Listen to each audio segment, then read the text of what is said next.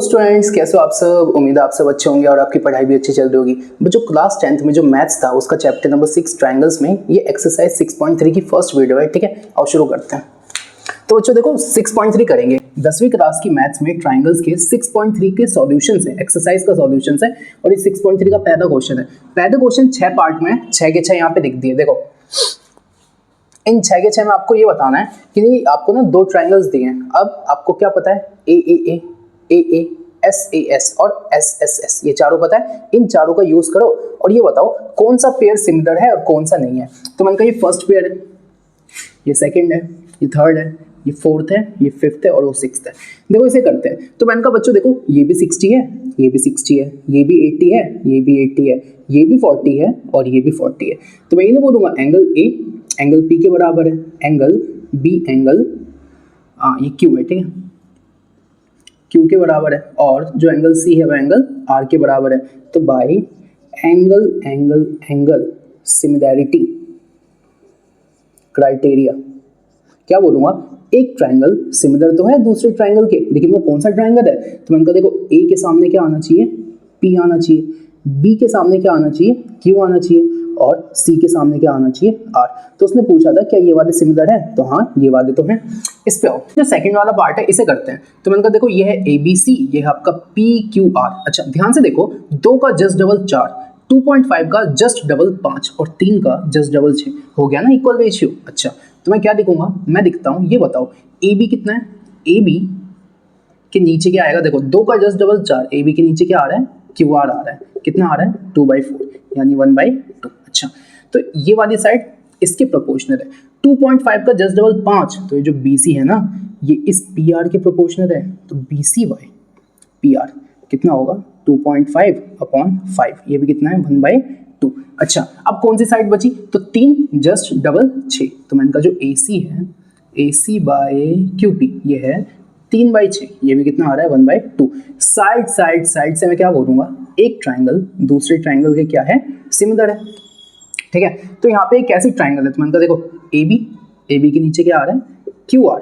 अब मैंने कहा BC के नीचे क्या आ रहा है, PR, है ना, तो ये भी सिमिलर है। अच्छा थर्ड पे अब मैंने कहा जरा ध्यान से देखो, 2 का जस्ट डबल 4 है, 3 का जस्ट डबल 6 है, लेकिन 2.7 का डबल 5 थोड़ी है, नहीं है ना। तो मैं ये बोलूंगा कि जरा ध्यान से देखो, दो साइड्स का तो रेशियो बराबर है, लेकिन क्योंकि ये वाला बराबर नहीं है ना, ये रेशियो बराबर नहीं है, तो ये नॉट सिमिलर है। समझ आ रहा है, देखो ना ये भी 1/2 दे रहा है, ये भी 1/2 दे रहा है, बट ये 1/2 नहीं दे रहा ना, तो करना ही नहीं है, नॉट सिमिलर। आगे आओ, इसको करो। इस दो तो साइड्स दी है और एक एंगल दिया है।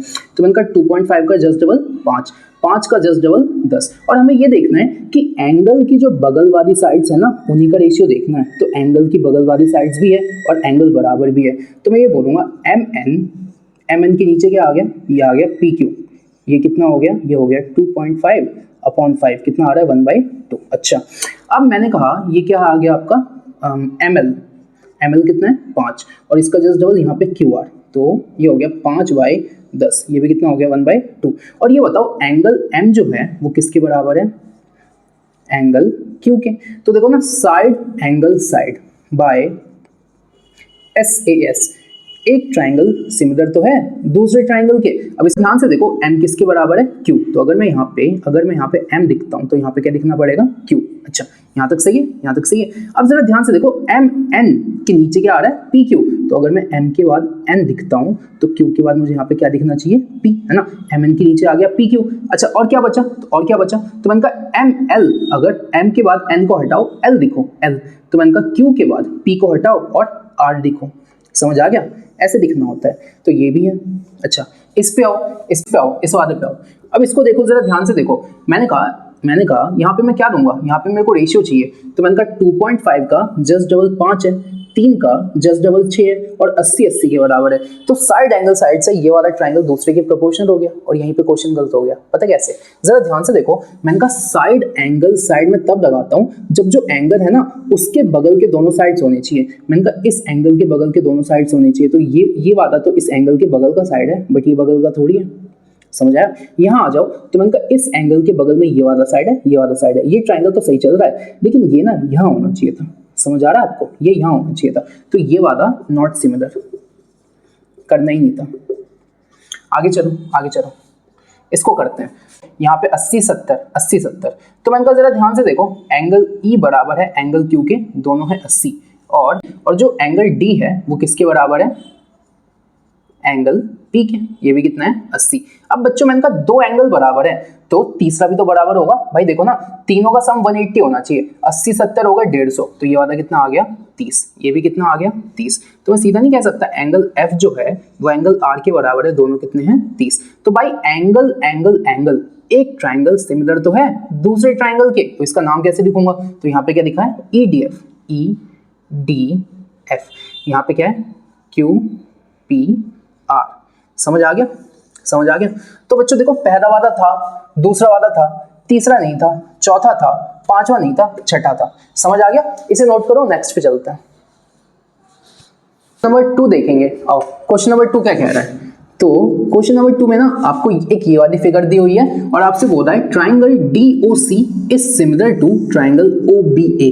Triangle DOC is similar to triangle OBA। DOC कहाँ है, DOC ये वाला ट्राइंगल, DOC ये वाला ट्राइंगल, और OBA ये वाला ट्राइंगल, यानी ये वाला ट्राइंगल आपस में क्या है सिमिलर। और angle BOC is equal to 125 degree और angle CDO is equal to 70 degree. तो BOC 125 और CDO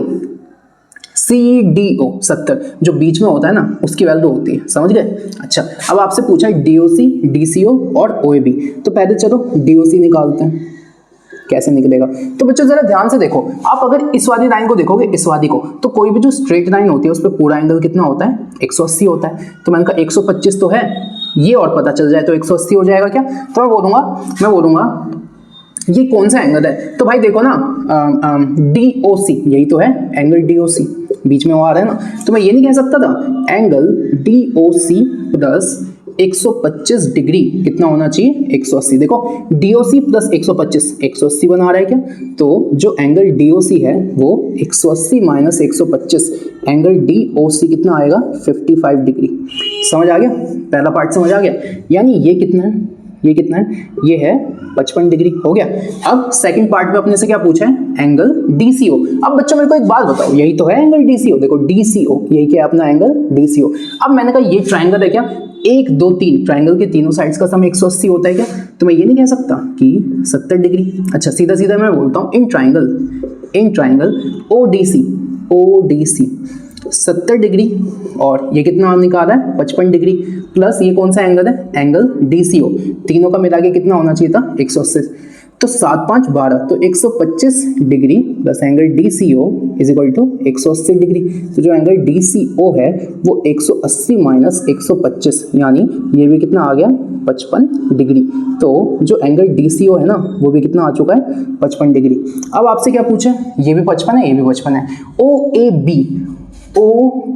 ये वाला एंगल पूछा है आपसे, ठीक है, ये वाला एंगल पूछा है आपसे। अब बच्चों मेरे को एक बात बताओ, गिवन में आपको क्या बोला था, DOC is similar to OBA। मैं क्या दिखता हूँ, जो गिवन है, गिवन में था triangle DOC is similar to triangle OBA। अच्छा सही बात है क्या, सही बात है क्या। तो मैं यहाँ से ये कह सकता था, यहाँ से मैं क्या बोलूंगा, पहला एंगल पहले के बराबर है, दूसरा एंगल दूसरे के बराबर है, और तीसरा एंगल तीसरे के बराबर है, कह सकता हूं। अब जरा ध्यान से देखो, इससे मैं अपने फायदे का क्या उठाता हूं, ये क्या था अपना एंगल A और ये क्या था अपना एंगल C। तो एंगल C और एंगल A बराबर आ रहा है क्या, आ रहा है ना, देख रहे हो।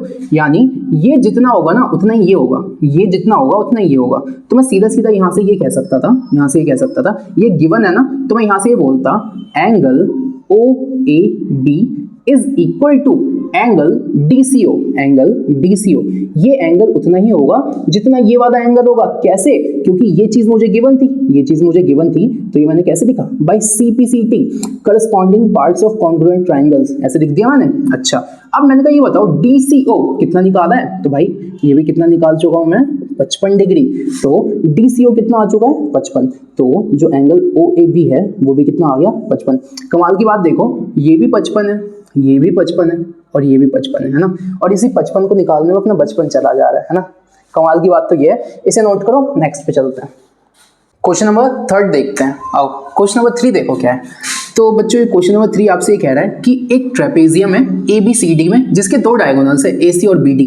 तो AC और BD एक दूसरे को O पे इंटरसेक्ट करते हैं। आपको दे रखा है कि जो AB है ना वो CD के पैरेलल है। मेरे भाई ट्रेपेजियम में ना जो एक साइड का पेयर होता है वो पैरेलल ही होता है, ठीक है। तो गिवन है AB is parallel to CD, ठीक है। और आपसे कह रहा है आप ट्राइंगल की सिमिलरिटी यूज करो और इस चीज को प्रूफ करो, यानी OAOC। तो देखो OA ये है, OC ये है, OD ये है, OB ये है, ये चार साइड चाहिए। तो मैंने कहा ये बताओ ये दोनों साइड क्या इस वाले ट्राइंगल में आ रहा है? देखो ध्यान से, इस वाले, और ये दोनों साइड क्या इस वाले, देखो ड्राइंग मत जाना, क्या इस वाले ट्राइंगल पे आ रहा है? तो यानी ना मुझे इस ट्राइंगल और इस ट्राइंगल को सिमिलर प्रूफ करना है। देखो कैसे करता, मैं ही कहता ये बताओ, अगर मैं आपसे कहता इन्हीं दोनों ट्राइंगल को दे देता हूं, तो in triangle OAB and triangle ODC, कुछ भी दे दिया। अब मैं कहता हूं ये बताओ क्या मुझे गिवन है कि AB is parallel to CD, given है ना। तो AB is parallel to CD कैसे पता भैया? गिवन है क्वेश्चन में। अच्छा अगर ये दोनों साइड देखो ना, अगर ये और ये पैरेलल है तो ये बताओ ये वाला जो एंगल है ये वाला, ये इस वाले के बराबर नहीं होगा, ऑल्टरनेट इंटीरियर एंगल्स। और वैसे ही ये वाला एंगल इस वाले के बराबर नहीं होगा। अरे भाई देखो ना, ध्यान से देखो ना, मैंने कहा ये और ये पैरेलल है, अगर ये दो साइड्स पैरेलल है तो ये तो ट्रांसवर्सल हो गई। तो ये वाला एंगल इसके बराबर और ये वाला इसके बराबर होगा कि नहीं होगा? होगा ना। तो मैं यहां से क्या बोलूंगा कि मैं यहां से कैसे लिखूंगा, तो इसका नाम क्या होगा? इसका नाम होगा OAB, एंगल OAB किसके बराबर है? तो ये C के बराबर है, OCD के बराबर है। कैसे? Alternate interior angles. अच्छा दूसरा एंगल OBA, दूसरा एंगल OBA किसके बराबर है? तो एंगल ODC के, एंगल ODC कैसे? Alternate interior angles. अच्छा आगे तो मैंने कहा देखो ना ये वाला एंगल और ये वाला एंगल आपस में बराबर नहीं होंगे। कैसे भैया? अरे भाई वर्टिकली अपोजिट एंगल है ना। तो मैं यहां से बोलूंगा angle AOB is equal to angle DOC कैसे? Vertically opposite angle, angle by angle similarity criteria. एक ट्राइंगल सिमिलर तो होगा लेकिन किससे? दूसरे से। इसका नाम कैसे लिखूंगा? तो मैंने कहा ये बताओ O के सामने क्या आना चाहिए? O आना चाहिए। कोई दिक्कत? अब A के सामने क्या आ रहा है? C आ रहा है। A के सामने क्या आ रहा है? C। देखो यहाँ पे भी A के सामने C आ रहा है और B के सामने क्या आ रहा है? D। तो B के सामने क्या आ रहा है? D। सही है क्या? हो गया। अब मैंने कहा क्योंकि एक ट्राइंगल दूसरे से सिमिलर है तो मैं यहाँ से क्या बोल सकता हूँ? इनके जो साइड्स का रेशियो होगा वो भी तो बराबर होगा। तो मैं यहाँ से नहीं बोल सकता OA अपॉन, देखो इन दोनों को उठाया तो यहाँ से इन दोनों को उठाओ, OA upon OC is equal to AB, यहाँ से उठाओ AB और यहाँ से उठाओ CD और इसके आगे अब उठाओ O और A को हटाओ B, तो अब हो गया OB और यहाँ से C को हटाओ D, तो यहाँ क्या हो गया? OD। सही है। अब मैंने कहा मुझे क्या चाहिए? AO बाई OC, तो AO बाई OC यहाँ पे है, OB बाई OD यहाँ पे है, तो इसको हटाओ। यहाँ से OA by OC is equal to OB by OD, hence proved. समझ आया? तो बच्चों देखो करा कैसे, मैंने कहा इन चारों में ना मुझे इन चार साइड्स का काम है और ये चार साइड्स इसमें और इसमें आई है, तो कुछ भी करके इस ट्राइंगल को सिमिलर प्रूफ कर दो, उसके बाद तो मैं रेशियो निकाल ही दूंगा, पता है मुझे। तो मैंने कहा सिमिलर प्रूफ करने के लिए ये इसके पैरेलल था, ये इसके बराबर, ये इसके बराबर, ये इसके बराबर, एंगल से ये और ये सिमिलर, अगर सिमिलर हो गए तो रेशियो बता दिया। समझ आया? नोट करो, नेक्स्ट पे चलते हैं क्वेश्चन नंबर 4 पे। आओ देखो क्वेश्चन नंबर 4 क्या बोलता है? क्वेश्चन नंबर 4 अच्छा क्वेश्चन है, इंपॉर्टेंट है, ठीक है। ये गिवन है आपको, सबसे पहले तो ये फिगर है, देखो TQR PQS PQR और PSR, 4-5 ट्राइंगल्स है, ठीक है। नाम देख लो, यहाँ पे एंगल 1 है, यहाँ पे एंगल 2 है। अच्छा अब आपसे बोला QR बाई QS, QR कहाँ है? QR ये पूरा है और QS इतना है, ठीक है। और आपसे बोला QT बाई PR, तो QT ये रहा और PR का है, PR ये रहा, ये दे रखा है आपको। अब आपसे कहा है कि ये सब तो दे दिया और एंगल 1 एंगल 2 के बराबर है, इसका मतलब जो ये वाला एंगल है ना ये इसके बराबर है, ये सब गिवन है। पूछा क्या? तो PQS यानी ये वाला ट्राइंगल, ये वाला, और TQR देखो इस छोटे से ट्राइंगल को इस बड़े वाले ट्राइंगल के सिमिलर प्रूफ करना है। देखो कैसे करेंगे बच्चों, मैंने कहा ये बताओ यहाँ पे क्या है। तो मैंने कहा देखो Q R by Q S, तो Q R by Q S ये तो बढ़िया चल रहा है, लेकिन यहाँ पे देखो क्यू टी ये वाली साइड तो दे दी, लेकिन यहाँ पे पी क्यू होना चाहिए था। यहाँ पे क्या होना चाहिए था, पी आर की जगह क्या होता, पी क्यू। अगर पी आर की जगह पी क्यू होता तभी तो इस वाले साइड पे आता। यानी मेरा मेन काम पता है क्या है, पी आर को ना पी क्यू में कन्वर्ट करना। देखो कैसे करूंगा। तो ये बताओ मुझे क्या गिवन है, तो गिवन है एंगल 1 किसके बराबर है, एंगल 2 के। अब आपको पता है जैसे कोई भी ट्राइंगल है ना, उसमें कोई भी दो एंगल्स बराबर होते हैं तो उनके जो अपोजिट साइड्स होते हैं ना वो भी बराबर होते हैं। इन्हें कहते हैं the sides opposite to the equal angles are also equal, यही कहता हूं। तो मैं यहाँ पे क्या दिखना चाहता हूँ, यहाँ पे 1 के सामने क्या है, तो मैंने कहा देखो ना, ये इसको देखो, इस 1 को देखो, इसके सामने इस 1 को देखना ध्यान से, इस 1 को देखना, इस 1 को, ये इस वाले ट्राइंगल में आया है, देख रहा है, ये इस वाले ट्राइंगल में आया है। तो 1 के सामने कौन सी साइड है, पी आर। कौन सी साइड है, पी आर।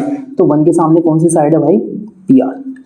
क्यू को, 2 को देखो, 2 को, तो 2 यहाँ आ रहा है, 2 कहाँ पे आ रहा है, यहाँ पे, 2 इस वाले ट्राइंगल में दिख रहा है। तो 2 के सामने कौन सी साइड है, तो भाई ये कौन सी साइड है, पी क्यू। यानी 2 की साइड कौन सी साइड है, पी क्यू। अब मैं कहता हूँ मेरे को और भी तो गिवन था, और क्या गिवन था, तो ये गिवन था Q R by Q S equal to Q T by P R.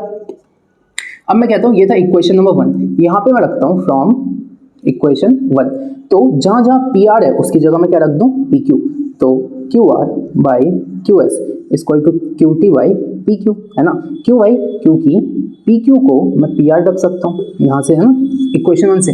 अब मैंने कहा ये तो हो गया। अब मैंने कहा देखो क्यू आर क्यू एस ढूंढो, तो क्यू आर क्यू एस और क्यू टी क्यू पी 4 हो गए। अब देखो ना, दो साइड्स का रेशियो तो आ गया। अब ना कहीं से मैं एक एंगल का जुगाड़ कर लूँ, तो देखो यार आपकी आंखों के सामने ही था, ये वाला जो एंगल क्यू है, वो इस बड़े वाले ट्राइंगल में भी है, और ये वाला जो एंगल क्यू है ना, ये इस छोटे वाले ट्राइंगल में भी है। तो मैं क्या बोलूंगा, angle Q is equal to angle Q, और यहाँ पे इसकी वैल्यू क्या थी, 1। तो angle 1 is equal to angle 1, और ये क्या था, कॉमन था ना। तो मैं कहता हूं दो तो मेरे पास साइड है और एक मेरे पास क्या है, एंगल। तो by side angle side similarity criteria, एक ट्राइंगल सिमिलर तो है दूसरे ट्राइंगल के। अब इसका क्या नाम है, यहाँ पे क्या लिखा हुआ है, क्यू आर, तो उसके नीचे क्या है, यहाँ पे क्यू एस। अब यहाँ पे है क्यू टी, यहाँ पे क्या है, क्यू टी, यहाँ पे क्या है, क्यू टी। तो भाई देखो क्यू के बाद आर हटाओ, यहाँ लगाओ टी, तो मैंने कहा क्यू और टी के नीचे आएगा पी और क्यू, तो यहाँ पे क्यू आ चुका है, तो यहाँ क्या लिख दूं, पी, यानी ये इसके बराबर है। अब आप बोलोगे भैया कैसी बातें कर रहे हो, हमें तो ये प्रूफ करना था, आपने क्या कर दिया मेरे भाई। देखो अब देखना इसके आगे, देखना इसके आगे यहाँ पे क्या दिखा हुआ है, तो यहाँ पे है ट्राइंगल PQS। तो ना हमेशा इसके बाद ना क्वेश्चन में से इस वाली साइड को उठा के रख दिया। अब जरा जादू देखना, मैंने कहा ये बताओ इसका क्या मतलब है, जो एंगल Q है वो एंगल Q के बराबर है ना, कि कॉमन सी बात है। यहाँ से मतलब क्या है, तो एंगल Q बराबर है एंगल Q के, और जो दूसरा वाला है वो दूसरे के, यानी जो एंगल R है वो बराबर है एंगल S के, और जो तीसरा वाला है वो तीसरे के, यानी जो एंगल T है ना वो एंगल P के बराबर है। तो मैंने कहा ये बताओ, सबसे पहले यहाँ पे क्या लिखा हुआ है, P, तो P के बराबर क्या आना चाहिए था, यहाँ पे T आना चाहिए था, T दिख दिया। फिर मैंने कहा यहाँ पे क्या लिखा है, Q, तो Q के बराबर तो Q ही आएगा, दिख रहा है ना। फिर क्या लिखा हुआ है S, तो S के बराबर क्या आना चाहिए, R। तो इसका मतलब जैसे मैंने ये लिखा इसके बराबर ये आ गया, और देखो यही प्रूफ करना था। तो बच्चों इसमें कोई फर्क नहीं है, बस ये दिखने का तरीका है, समझ आ गया आपको, दिखने का तरीका है। आंसर ये भी सही था, लेकिन क्योंकि ये प्रूफ करना था तो इसी को मैंने इस तरीके से रीराइट कर दिया, और यहाँ पे क्वेश्चन हो गया हैंस प्रूव्ड।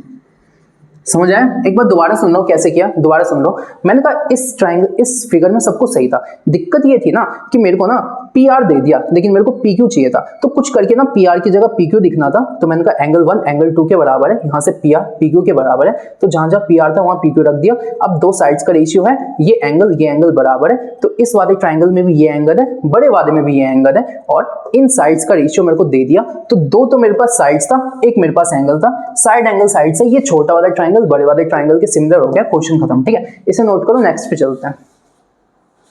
चलेंगे क्वेश्चन नंबर 5 पे। आओ क्वेश्चन नंबर 5 देखो। क्वेश्चन नंबर 5 में ना फिगर देख लो ध्यान से कैसे बनेगी। एक ट्राइंगल है पी क्यू आर, एक ट्राइंगल है पी क्यू आर, ठीक है।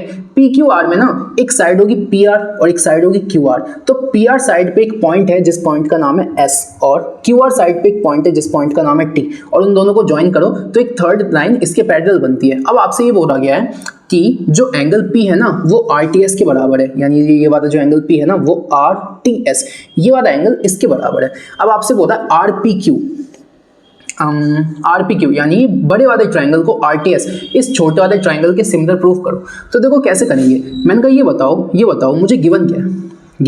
मुझे गिवन ये है कि जो एंगल P है वो एंगल RTS के बराबर है, ये चीज़ तो मुझे गिवन है। अच्छा दूसरी चीज़ ध्यान से देखो, ध्यान से इस वाले एंगल को देखो, ये वाला एंगल इस छोटे वाले ट्राइंगल में भी है और इस बड़े वाले में भी है। तो मैं ये नहीं कह सकता angle R equal to angle R, और ये क्या है कॉमन है ना।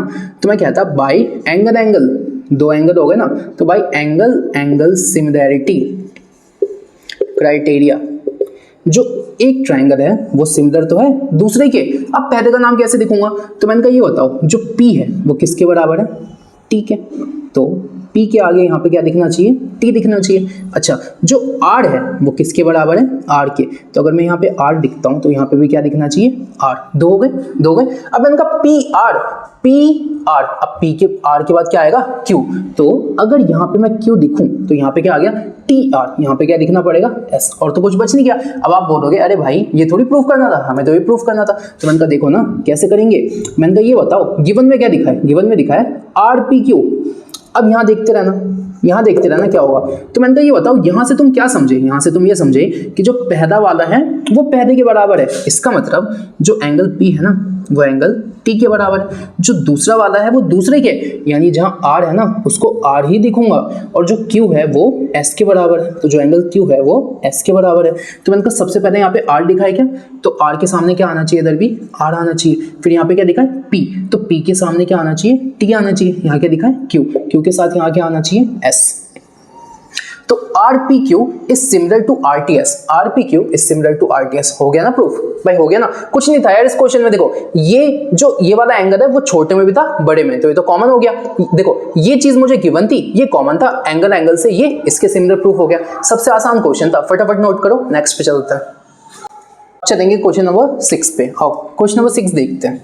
क्वेश्चन नंबर 6 क्या कह रहा है, कह रहा है एक फिगर है ABC, AB पे एक पॉइंट है D, AC पे एक पॉइंट है E, इसको इससे मिला दो, इसको यहाँ से मिला दो, इसको यहाँ से मिला दो, ये हो गया DC, ये हो गया BE और ये है DE। सही है। अच्छा अब आपसे कह रहा है ABE इज कॉन्ग्रुएंट, देखो ध्यान से देखो, ये सिमिलर का साइन है, ये कॉन्ग्रुएंट का साइन है। तो ABC is congruent to ACD। अच्छा ABE है ना, ABE ये वाला ट्राइंगल दिख रहा है, ये वाला triangle is congruent to ACD ये वाला ट्राइंगल, ठीक है। अब आपसे कह रहा है ये तो तुम्हें हमने बता दिया, तुम ये बताओ ADE इस ये छोटा वाला ट्राइंगल और ABC ये बड़ा वाला ट्राइंगल, इन दोनों को सिमिलर प्रूफ करो। तो मैंने कहा देखो कितना आसान है। सबसे पहले गिवन देखो, गिवन क्या है, triangle ABE is congruent to ACD। अब बच्चों याद है, अगर नहीं भी आता ना तो इसी प्लेलिस्ट में, जो ट्राइंगल्स की प्लेलिस्ट है, इसकी सबसे पहली वीडियो जाना 6.3 इंट्रोडक्शन, उसमें देखना आप कि मैंने ना समझाया था कि अगर कभी ऐसा दिखाओ कि ABC is similar to DEF तो इसके क्या मतलब होते हैं, और कभी ऐसा दिखाओ ABC is congruent to DEF, इसके क्या मतलब होते हैं। थोड़ा सा फर्क होता है। इसमें क्या होता है कि AB by DE equal to BC by EF equal to AC by DF, ये तो प्रोपोर्शनल होते हैं, और एंगल A एंगल D के बराबर होता है, एंगल B एंगल E के बराबर होता है, एंगल C एंगल F, ये तो आप बहुत बार कर चुके हो। इसमें क्या होता है, इसमें भी ये तीनों एंगल तो बराबर होंगे, तो पहला वाला पहले के बराबर, दूसरा वाला दूसरे के, तीसरा वाला तीसरे के, ये तो होता है। लेकिन यहाँ पे ना साइड्स ना रेशियो में नहीं होती, असल में यहाँ पे साइड्स बराबर होती है। तो जो AB है ना वो D के बराबर होता है, दूसरा जो BC है वो बराबर होगा EF के, और जो AC है वो बराबर होगा DF के। तो यहाँ पे इनका रेशियो बराबर होता है, लेकिन यहाँ पे साइड्स ही बराबर होती है। ये फर्क होता है सिमिलर और कॉन्ग्रुएंट में। समझ आ गया, ध्यान से समझना। इसमें फर्स्ट वीडियो पे जाके देखना इंट्रोडक्शन की, जो फर्स्ट इस चैनल मतलब जो ट्राइंगल्स की प्लेलिस्ट है ना, उसकी सबसे पहली वीडियो पे जाके देखना, बहुत अच्छे से समझाया है सब। क्या बोलूँगा, जो पहला वाला है वो पहले के, तो ए बी बराबर है ए सी के। अच्छा, जो दूसरा वाला है वो दूसरे के, तो बी ई बराबर है सी डी के। और ए, अब बी को हटाओ सी, तो ए ई, वैसे ही ए सी को हटाओ डी, ए डी, ये आपस में बराबर है, ये आपस में बराबर है, ठीक है। तो बच्चों मैं यहाँ से ना इसको बोलता हूँ इक्वेशन नंबर फर्स्ट, इसको बोलता हूँ इक्वेशन नंबर सेकंड, और इसको बोलता हूँ इक्वेशन नंबर थर्ड। अब मैं क्या करता हूँ, तो मैं इस वाले को देता हूँ, ये क्या लिखा हुआ है, A D is equal to A E, ठीक है, ये इसको दे दिया। और मैं किसको दे देता हूँ, इसको A B is equal to A E, ठीक है। अब ये क्या था, तो ये था इक्वेशन नंबर थर्ड, ये क्या था, इक्वेशन नंबर सेकंड। अब मैं क्या बोलता हूँ, थर्ड इक्वेशन को ना सेकंड से डिवाइड कर दो, डिवाइड इक्वेशन 3 बाय सेकंड। अभी आपको समझ आएगा मैंने क्यों किया। तो मैंने कहा ए डी के नीचे क्या आ गया, ए बी आ गया, और अरे यार ये सी है ना, ए सी लिखा हुआ है, सॉरी, तो ए ई के नीचे क्या आ गया, ए सी आ गया। यहाँ तक सही है, यहाँ तक में कोई दिक्कत यहाँ तक में कोई दिक्कत नहीं। अब मैंने कहा देखो दो साइड्स का रेशियो आ गया। अब भैया आपने यही दोनों क्यों दिया, तो मेरे भाई देखो A D by A B, मैंने कहा ए डी ये रहा, ए बी ये रहा, सेम ऐसी ए ई बाई ई सी, तो ए ये रहा, ए सी ये रहा, यानी दो साइड्स का रेशियो तो आ गया। अब अगर मुझे इसको और इस बड़े वादे को सिमिलर प्रूफ करना है तो दो साइड्स आ गया, कहीं से क्या एंगल का जुगाड़ हो जाए। मेरे भाई देखो ये जो एंगल ए है ये इस छोटे वाले ट्राइंगल में भी है और बड़े वाले में भी है, तो मैं यहाँ से ये नहीं कह सकता angle A is equal to angle A, और ये क्या है, कॉमन है, ये क्या है भाई, कॉमन। तो बाई देखो दो तो साइड है, तो by side angle side similarity criteria है ना। इसके आगे देखना, मैंने क्या बोला, एक ट्राइंगल सिमिलर तो है दूसरे ट्राइंगल के। अब नाम कैसे लिखूं, तो यहाँ पे देखो ना AD के नीचे क्या आ रहा है, AB, तो AD यहाँ पे आ गया, तो AB कहाँ पे आ गया, यहाँ पे आ गया। अब AE, तो AD हटाओ E लिखो, सेम ऐसी AC, तो AB हटाओ C लिखो, ये आ गया बराबर। अब बच्चों जरा ध्यान से देखो, यही तो प्रूफ करना था। देखो ADE is similar to ABC, ADE is similar to ABC। समझ आया? दोबारा सुनो कैसे हुआ, दोबारा सुनना।